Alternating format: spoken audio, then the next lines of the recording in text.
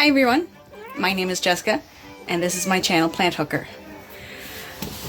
Today I'm going to talk to you about my croton. This is the Sunspot Croton.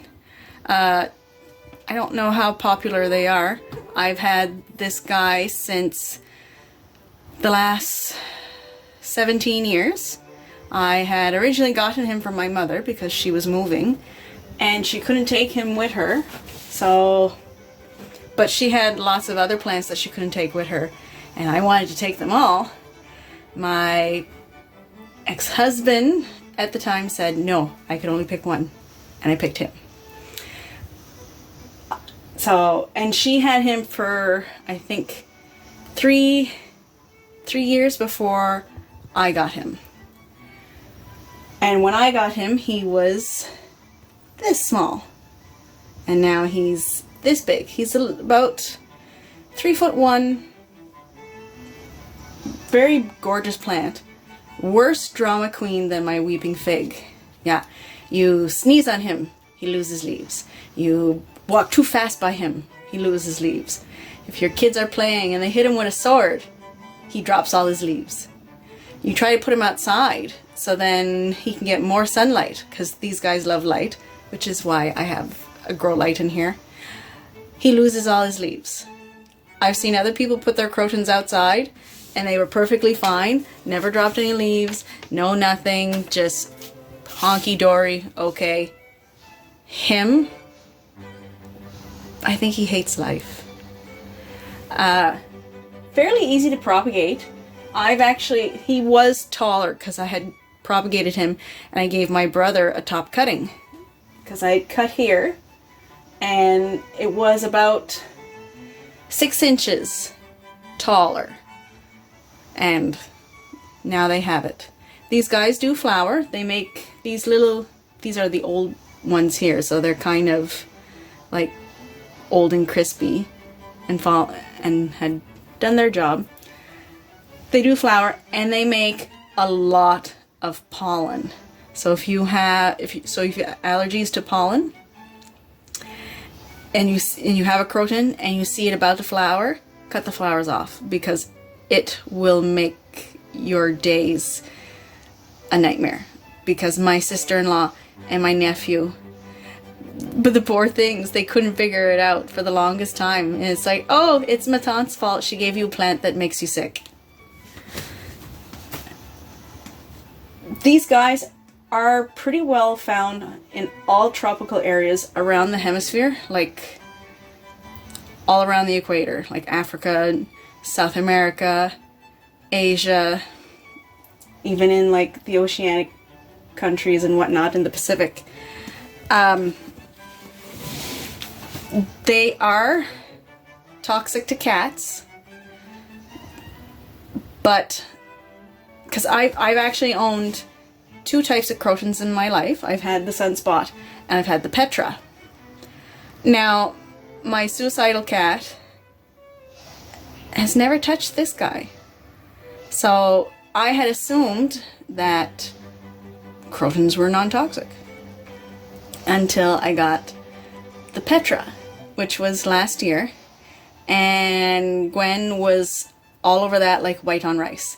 I had to put it behind glass so she wouldn't touch it. And because it was such a stressful moment, I just said, no, we'll keep the cat. And I gave my Petra croton to a co-worker of mine. Gwen still doesn't touch this guy, but when I did propagate him and I had sprayed his propagation with some of my insecticide, then she went after it. So I had to clean it all off and not spray it anymore, and then she left it alone. So yeah. I use regular potting soil in this guy, but I do add extra perlite because I find, with experience with this guy, if I just use the regular potting soil, he wasn't happy. But if I add like the extra like perlite and gave it like extra drainage, then he was happy and he would grow.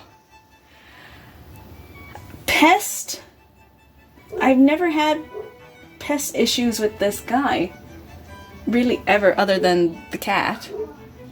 Well, cats, because he's in a big pot, and it's happened 1 to 3 times in the last 8 years where one of my cats decided that they were gonna go pee-pee in him. When that happens, and if I have dirt, I change the dirt right away. Because if I don't, and I don't catch it quick enough, it's all leaf drop, and then it's a chore to try and save him. If I don't have dirt, I take him to the shower and I flush him. I just run the water and I let it run through him for a good hour in hopes that all the cat pee got out. That method actually works better than changing the soil, but the only reason why I would change the soil instead is if I had like watered him the day before and I'm worried about overwatering. They do like humidity. I used to never mist him until maybe the last year or two, and I did notice that the more I mist him, the less I have to clean the leaves, which is one of my least favorite plant chores, is cleaning leaves. So before, I used to clean his leaves every month, sometimes even more depending on the year or whatnot. Now with misting, I might only have to clean his leaves every 3 months, so it's actually quite great.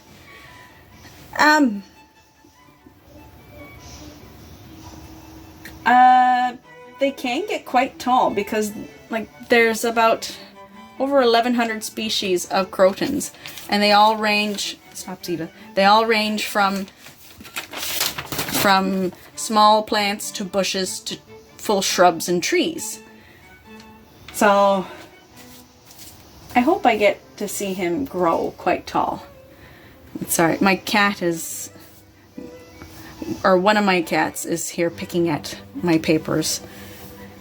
Now, I water him every 11 days during the summertime, every 20 days during winter, and I water, sometimes I'll like wait a little longer depending on like the weather, how much I had to have my wood stove on during the winter time.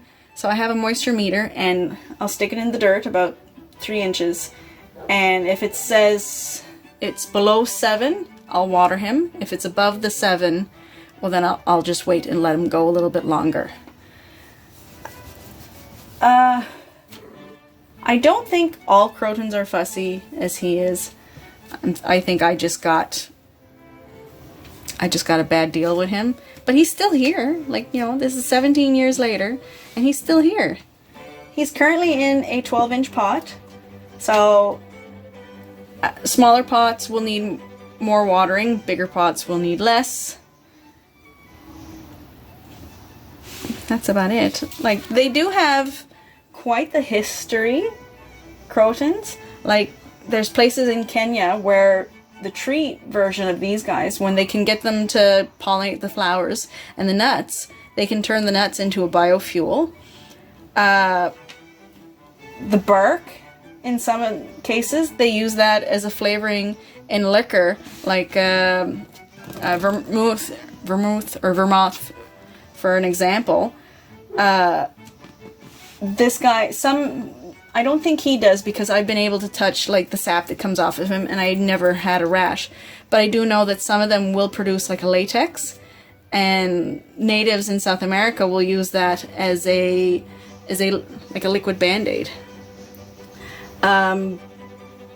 Traditional Chinese medicine, they used to use the seeds of these guys as a really, really volatile laxative. Like, if you wanted to get cleaned out, like your stomach, your intestines, your gallbladder, everything, and it was just like massive going to the bathroom, they would give you this stuff. They're also called rush foils, burning bush, and I forget what their Latin name or their proper name. Sorry, this is my cat Ziva. She's looking for attention now. This is not the suicidal one. This is the good one. This one doesn't touch my plants or pees in my plants. She's a good one. Again, yeah. Other than that, being like his drama queen, like he's really good. I really like this plant. I think that's it. Yeah, so if you have any questions about the Sunspotted Croton, I can answer them. I can answer a little bit about Petras because of my experience with them. Most Crotons all grow the same. They do like to have bright light. They don't like to be in Nort windows, even if it's a bright Nort window. They don't like it. Like he wants his sun, south-facing window, wants his sun, and he wants his grow light. The two of them at the same time. So if you like this video, like and subscribe. And I was told that I need to have like a closing statement. So I know this is going to be cheesy. So live long and plant on.